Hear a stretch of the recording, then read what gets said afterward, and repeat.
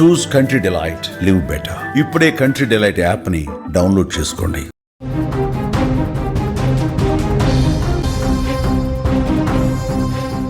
రాయచోటిలో వెలుగు చూస్తున్న ఉగ్ర లింకులను చూస్తుంటే వణుకు పుడుతుంది. అన్నమయ్య జిల్లా రాయచోటిలో ఉగ్ర లింకులు ఇప్పుడు దేశవ్యాప్తంగా తీవ్ర కలకలం రేపుతున్నాయి. రాయచోటిలో కరుడుగట్టిన ఉగ్రవాదులు అబూ బకర్ సిద్దికి, మహమ్మద్ మన్సూర్ అలీలను పోలీసులు అదుపులోకి తీసుకున్నారు. అయితే పోలీసుల విచారణలో సంచలన విషయాలు వెలుగు చూస్తున్నాయి.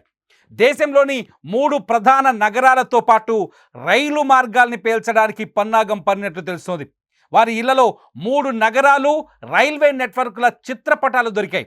ఈ ఇద్దరు తమిళనాడులో వరుస బాంబు పేలుళ్లలో నిందితులుగా ఉన్నట్టుగా తెలుస్తోంది. అయితే ఈ కేసులో 50 మంది అనుమానితులను విచారించిన పోలీసులు రాయచోటిలోని ఓ మిల్లు ఓనర్ తమ్ముడు, ఆయన కొడుకును కూడా తాజాగా అదుపులోకి తీసుకున్నట్టు తెలుస్తోంది. దీంతో మిల్లు పరిసర ప్రాంతాల్లో తీవ్రంగా గాలింపు చర్యలు కొనసాగుతున్నాయి. అక్కడ చాలా విషయాల్ని కనిపెడుతున్నారు. ఇక ఉగ్రవాదులుగా భావిస్తున్న వారికి అల్ ఉమా అనే ఉగ్రవాద సంస్థతో సంబంధాలున్నట్లు సమాచారం. ఐసిస్, అల్ ఉమా ఒకే రకమైన భావజాలం కలిగి ఉంటాయి. వీరు 2011లో బీజేపీ అగ్రనేత ఎల్కే అద్వానీ రథయాత్ర సందర్భంగా మదురైలో బాంబులు పేల్చడానికి కుట్ర పన్నారు. అయితే స్థానికుల పోలీసుల సమాచారం ఇవ్వడంతో నిర్వీర్యం చేశారు ఈ కుట్రని.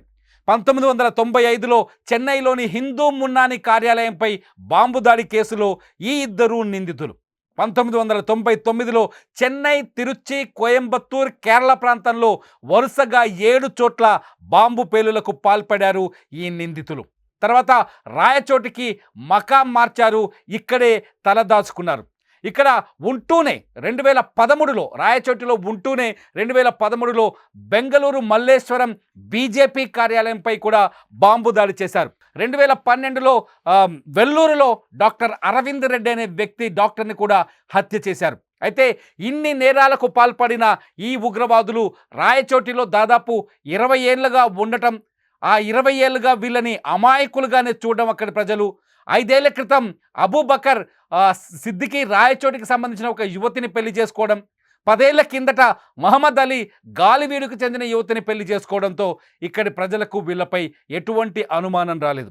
అంతేకాదు వీళ్ళు రెగ్యులర్గా చీరల వ్యాపారం చేస్తున్నారు, చీరల వ్యాపారం చేసే వ్యాపారులుగానే ఇక్కడి ప్రజలకు తెలుసు. నిజానికి వీళ్ళు తమిళనాడుకు చెందిన ఇద్దరు ఉగ్రవాదులు. 20 ఏళ్ల క్రితం చెన్నైలో పేలుళ్ల తర్వాత పారిపోయి రాయచోటికి వచ్చి తలదాచుకున్నారు. 9 వరుస బాంబు పేలుళ్ల తర్వాత రాయచోటికి వచ్చి తలదాచుకున్నారు.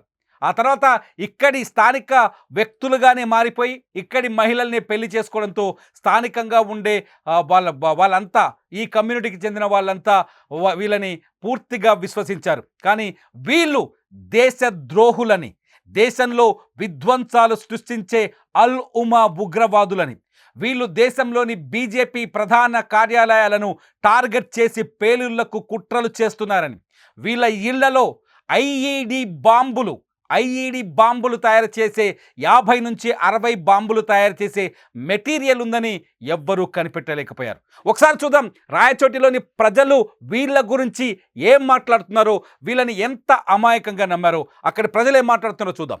మన్సూర్ మహమ్మద్ అలీని పిలిచేవాళ్ళ, మన్సూర్ అని పిలిచేవాళ్ళ? ఈ వీధిలో అయితే నా పిల్లప్పటి నుంచి నేను చూస్తున్నాను. ఈ వీధిలో అయితే బట్టల వ్యాపారం చేసుకుంటే మాకు కూడా తెలియదు ఎట్లా అంటే ఇట్లా మంచి.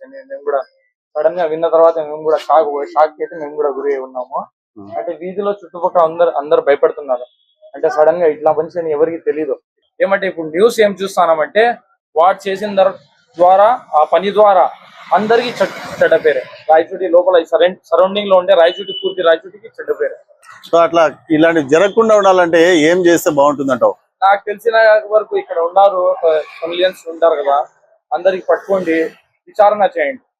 అంటే ఆ ఊరు ఎక్కడి నుంచి వచ్చాడో ఆ చుట్టుపక్కల ఈ సరౌండింగ్ లో ఎవరైతే ఉన్నారో వాళ్ళకి పట్టుకొని విచారించండి, తప్పేమీ లేదు. ముందు వాళ్ళకి పట్టుకొని వాళ్ళ ద్వారా ఏమైనా ఇన్ఫర్మేషన్ వస్తుందంటే కనుక్కోండి. ఇదైతే మంచి సుమన్ టీవీ అని మేము చెప్తాము. ఏ ఊర్లో ఎవరు వచ్చినా కొత్త వాళ్ళు, ఇంటి ఓనర్ వాడు ప్రూఫ్, ఆధార్ కార్డు ఇవన్నీ ఇప్పించుకొని ఎక్కడి నుంచి వచ్చాడు విషయం ఎంత తెలుసుకొని అయితే వాడికి ఇవ్వాలి. ఆ ప్లేస్ లో ఎవరున్నా కూడా నేను ఇదే వీధిలో పుట్టి పెరిగింది. నేను ఇదే వీధి. ఇది ప్రస్తుతం రాయచోటిలో పరిస్థితి. రాయచోటి ప్రజలు వాళ్ళని గుడ్డిగా నమ్మారు. వీళ్ళు వేరే ప్రాంతం నుంచి వచ్చిన వాళ్ళు అయినప్పటికీ వాళ్ళ వివరాలు ఆరా తీయలేకపోయారు.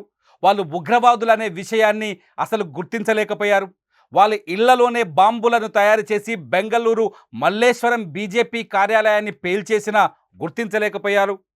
వీళ్ళు గతంలో 2011లో అప్పటి బీజేపీ కీలక నేత ఎల్కే అద్వానీ హత్యకు కుట్ర చేసిన నిందితులని ఆయన ర్యాలీలో బాంబులు పేల్చే ప్రయత్నం చేశారనే విషయాన్ని గుర్తించలేకపోయారు. అంతేకాదు వీళ్ళ స్థానికులే 20 ఏళ్ళుగా వీళ్ళు ఇక్కడే ఉండడంతో బ్లైండ్గా వాళ్ళ పిల్లల్నిచ్చి పెళ్ళిళ్ళు కూడా చేశారు. విచిత్రమైన విషయం ఏంటంటే పెళ్ళిళ్ళ తర్వాత కూడా వాళ్ళ భార్యలు కూడా వీళ్ళని ఉగ్రవాదులుగా గుర్తించలేకపోయారు. ఈ ఇద్దరు దుర్మార్గులు దేశంలోని అనేక విధ్వంసాలకు కారకులు. ఈ ఇద్దరు దుర్మార్గులు చెన్నై, కేరళలో వరుసగా పేలిన 9 బాంబు పేలులకు కారకులు. 1999లో వీళ్ళ చరిత్రలోకి ఒక్కసారి వెళ్తే 1999లో చెన్నై, తిరుచి, కోయంబత్తూర్, కేరళ ఇలా వరుసగా 7 చోట్ల బాంబులు పేల్చారు ఈ ఇద్దరు నిందితులు. అల్ ఉమా ఐసిస్ లాంటి భావజాలం కలిగింది. మీరు వాళ్ళు నివాసం ఉన్న ఇంటిని చూస్తున్నారు, వాళ్ళ ఫోటోలు చూస్తున్నారు. అల్ ఉమా అంటే వీళ్ళు ఇక్కడే ఏం చేస్తున్నారు?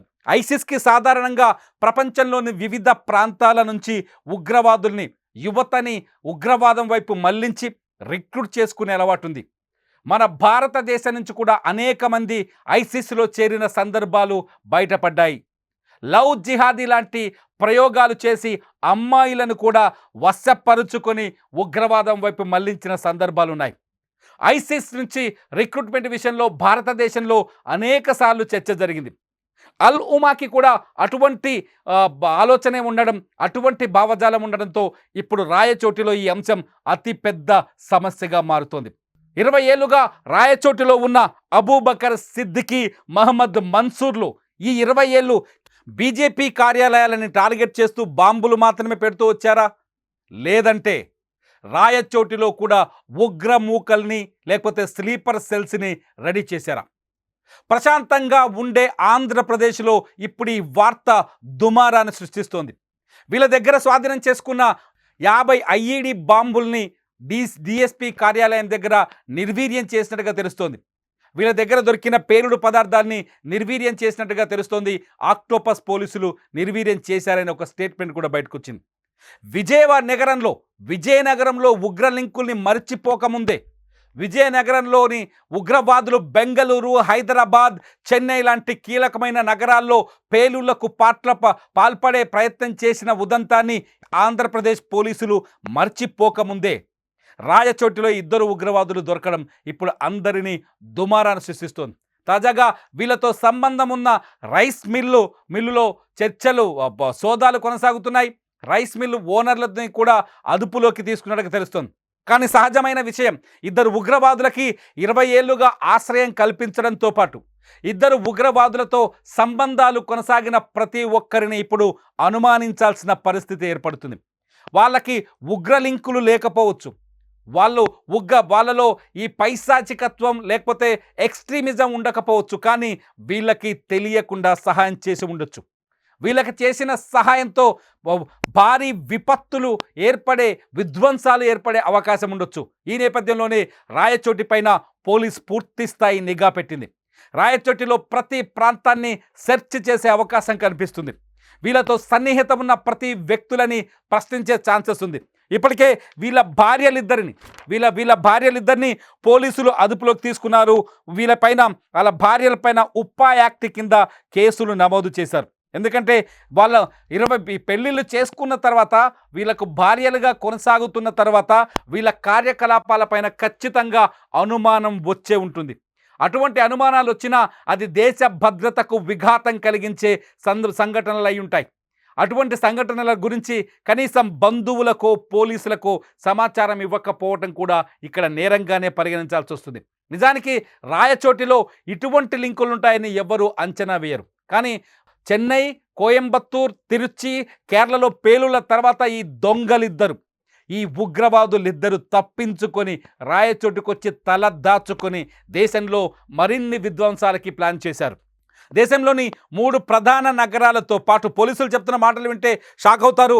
రైల్వే ట్రాక్ను కూడా పేల్చే ప్రయత్నం చేస్తున్నారని. ఒకసారి రాయచోటి పోలీసులు ఏం చెప్తున్నారో ఒక్కసారి వింటే మీకు వీళ్ళ కుట్రలు కుతంత్రాల గురించి పూర్తి సమాచారం తెలుస్తుంది. 20 సంవత్సరాలుగా మన రాయచోటి కేంద్రంలో మారు పేరులతో చిరు వ్యాపారాలు చేసుకుంటూ ఇక్కడ మహిళలను వివాహం చేసుకుని సాధారణ జీవితం సాగిస్తూ ఉన్నారు.